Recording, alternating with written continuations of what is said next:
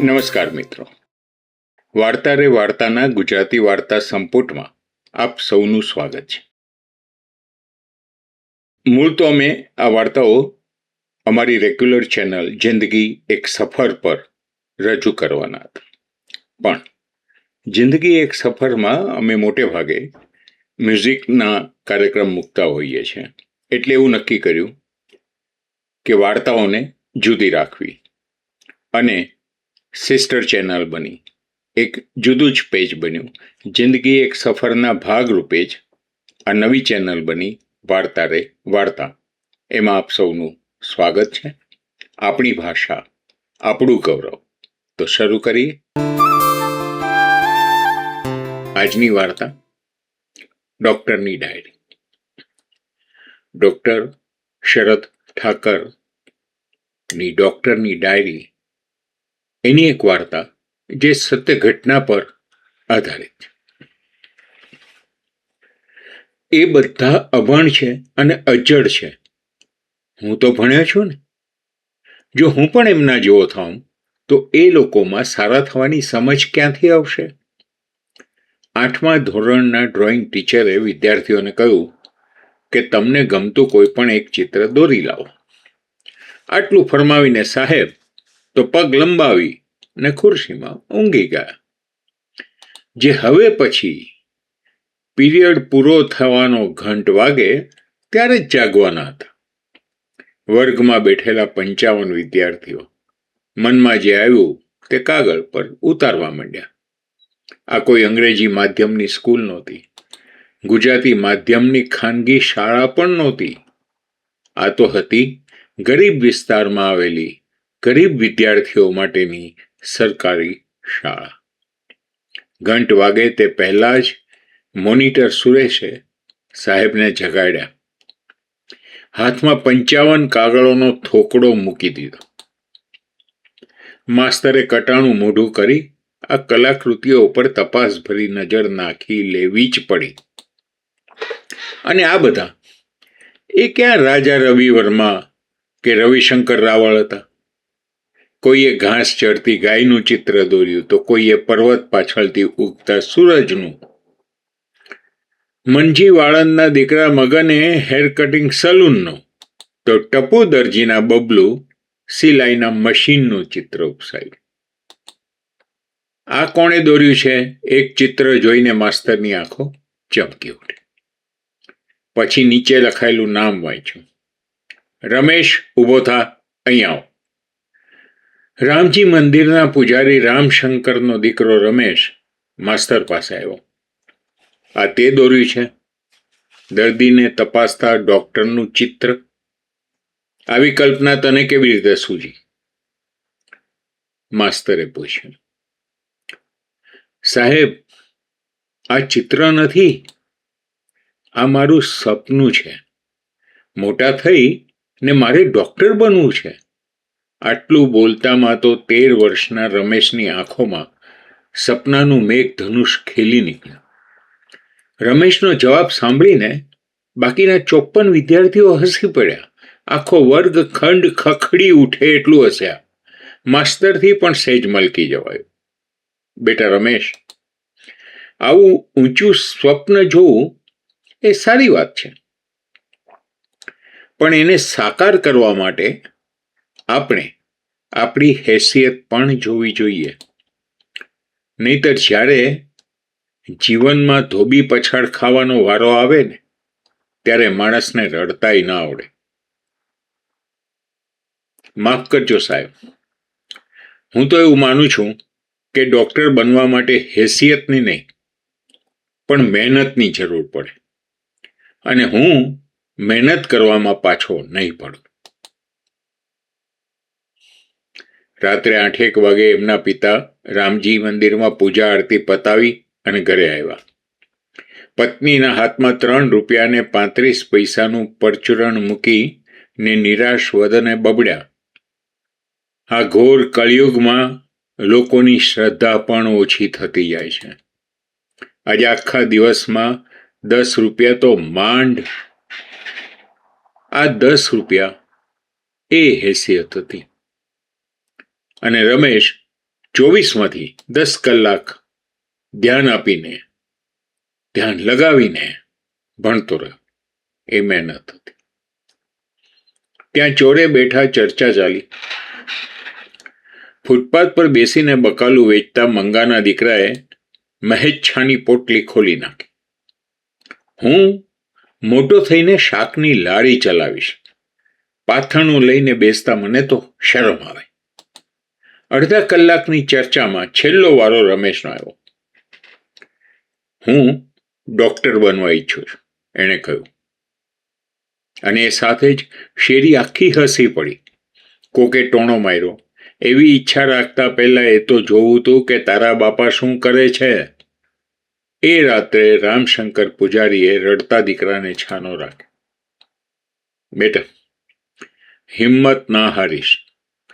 જો દરેક દીકરો પોતાના બાપનો ધંધો જ નજર સામે રાખીને મોટો થતો હોય તો પછી આ દેશમાં બીજો ગાંધી, સરદાર કે વિવેકાનંદ તો પાકશે જ ક્યાંથી? તારે ડોક્ટર બનવું છે ને, તો તું બનીશ જ. મહેનત તું પણ કર, હું પણ કરીશ. રમેશ તન તોડ મહેનતમાં જોડાઈ ગયો. ગાઈડ, ટ્યુશન કે અન્ય સુવિધાઓનો સદંતર અભાવ, પૈસાની ખેંચ, શાળાના શિક્ષકો, વિદ્યાર્થી મિત્રો અને શેરી મિત્રો એ બધાની ઉપેક્ષા, ટીકા અને નફરત. આટલી બધી પ્રતિકૂળતાઓની વચ્ચે રમેશ દિવસ રાત એક કરીને સમયના ખેતરમાં ઉજાગરાનું હળ ફેરવતો રહ્યો અને પરસેવાના વરસાદમાં અભ્યાસના બીજ વાવતો રહ્યો. બેટા, મારે તને કંઈક કહેવું છે. એકવાર એની માએ ઢીલા ઢીલા અવાજમાં રમેશ આગળ મનની મૂંઝવણ રજૂ કરી. તારા બાપુ તને કહી શકતા નથી એટલે એમણે એ કામ મને સોંપ્યું. રમેશ સ્તબ્ધ થઈને સાંભળી રહ્યો. માં કહેતી હતી, ગયા મહિનાનું વીજળીનું બિલ દર વખત કરતા બમણું આવ્યું છે. તું મોડી રાત સુધી જાગીને વાંચતો હોય છે ને એટલે. બેટા, આપણને આ બિલ પરવડે એમ નથી. અને બીજા દિવસથી રમેશે પોતાનો ક્રમ બદલી નાખ્યો. વાંચવાનું એણે બંધ ન કર્યું, પણ ઘરની વીજળીનો ઉપયોગ કરવો બંધ કરી દીધો. સાંજે વાળું પતાવી અને ઘરમાંથી નીકળી જતો. ઢગલો એક પુસ્તક થેલીમાં ભરી શેરીની ફૂટપાથ પર બેસી જતો. સ્ટ્રીટ લાઇટના અજવાળામાં પોણી પોણી રાત સુધી એ વાંચ્યા કરતો. પાડોશીઓથી આટલું પણ સહન ન થયું. જે થાંભલા પાસે બેસીને એ વાંચતો હતો એની પાસેના મકાનમાં રહેતા જીવાભાઈએ સમી સાંજથી જ ત્યાં પાણી ઢોળવાનું શરૂ કરી દીધું. જીવા કાકા, અહીં પાણી ના ઢોળો ને, મારે અહીં બેસીને વાંચવું હોય છે. રમેશ કરગરે તો સામે જીવાભાઈનો જવાબ મળે, બીજે જઈને વાંચ. આ ઉનાળાની ગરમીમાં ઘરની બહાર પાણી છાંટવાથી આખી રાત ઠંડક રહે છે. બીજો થાંભલો, બીજો દિવસ ને બીજી ઠંડક. આમ કરતા કરતા રમેશ છેક બીજી શેરી સુધી ધકેલાતો ગયો. પણ આખરે એનું જનૂન રંગ લાવીને રહ્યું. 12મા ધોરણમાં એ કેન્દ્રમાં પ્રથમ ક્રમે પાસ થયો અને એક પણ રૂપિયાનું ડોનેશન ભર્યા વગર સરકારી મેડિકલ કોલેજમાં પ્રવેશ પણ મળી ગયો. સપનાના બીજ વાવ્યા હતા એ ઉગવાના શરૂ થયા. બસ હવે લણવાની ઋતુ આવે એની રાહ જોવાઈ રહી હતી. કઠોર પરિશ્રમ તો હજુય કરવાનો હતો. વેકેશનમાં જ્યારે ઘરે આવે ત્યારે પણ ભણવાનું ને વાંચવાનું તો ચાલુ જ હોય. પાડોશીઓ મોટે મોટેથી રેડિયો વગાડી ને રમેશને ખલેલ પહોંચાડે અને જો રમેશ વિનંતી કરે તો સામો જવાબ આપે, જોયો મોટો ડોક્ટર થવાવાળો. કંઈ અમારા માટે થોડો ડોક્ટર બનવાનો છે? કેટલાક સવાલોના જવાબો માત્ર સમય પાસે જ હોય છે. MBBS થઈ ગયા પછી ડોક્ટર રમેશ પાસે 3 વિકલ્પો હાજર હતા. સરકારી નોકરી સ્વીકારી લેવી, આગળ ભણવું ને ઉચ્ચ ડિગ્રી મેળવવી, અથવા તો કોઈ સારા વિસ્તારમાં ક્લિનિક ખોલીને ધીકથી કમાણી શરૂ કરી દેવી. અને ડોક્ટર રમેશે ચોથો વિકલ્પ પસંદ કર્યો, પોતાના જ વિસ્તારમાં દવાખાનું શરૂ કર્યું. આજે આ વાતને વર્ષો થઈ ગયા. દર્દીઓના ટોળા ઉમટે છે, જો કે રૂપિયા ઓછા મળે છે, કારણ કે ગરીબ વસ્તી છે ને એટલે. અને એમાં પણ પોતાની શેરીના દર્દીઓ પાસેથી એ એક પણ પૈસો લેતો નથી.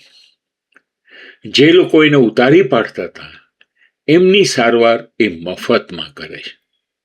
અને જો પૂછવામાં આવે તો એ કારણ જણાવે છે, એ બધા અભણ છે અને અજડ છે. હું તો ભણ્યો છું ને, જો હું પણ એમના જેવો જ થાઉં તો એ લોકોમાં સારા થવાની સમજ ક્યાંથી આવશે?